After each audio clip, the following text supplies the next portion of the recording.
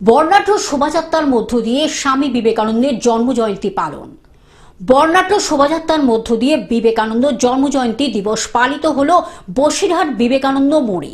স্বামী বিবেকানন্দ বলেছিলেন, হে ভারত, ভুলিও না নিচ জাতি, মূর্খ দরিদ্র অজ্ঞ মুচি ম্যাথর তোমার রক্ত তোমার ভাই।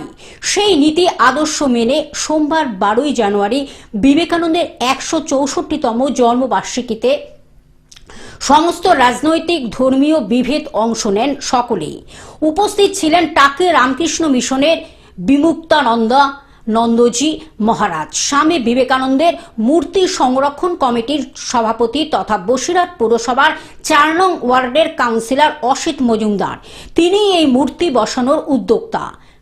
দক্ষিণ বিধানসভার কোঅর্ডিনেটর সুরজিৎ মিত্র, বসিরহাট পুরসভার 7 নং ওয়ার্ডের প্রাক্তন কংগ্রেস কাউন্সিলর অমিত মজুমদার, বর্তমান কাউন্সিলর কৌশিক দত্ত, সমাজকর্মী পিন্টু দাস, সোমা মিত্র দাস, আইনজীবী অরিন্দম গোলদার, মিতা দে সহ অন্যান্যরা স্বামীজির মর্মর মূর্তিতে মাল্যদান করে কর্মসূচির উদ্বোধন করেন মহারাজ। পরে বিবেকানন্দ মোড় থেকে শোভাযাত্রা বেরিয়ে রবীন্দ্র ভবন রেজিস্ট্রি অফিস মোড় ঘুরে ফের বিবেকানন্দ মোড়ে এসে মেলে শোভাযাত্রা।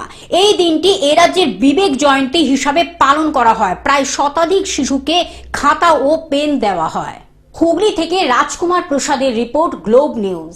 এখন থেকে গ্লোব টিভি দেখুন আপনার স্মার্টফোনেও। গুগল প্লে স্টোর অথবা অ্যাপল স্টোর থেকে ডাউনলোড করুন গ্লোব টিভি লাইভ অ্যাপ। এছাড়া জিও টিভি অ্যাপ থেকে দেখুন গ্লোব টিভি লাইভ।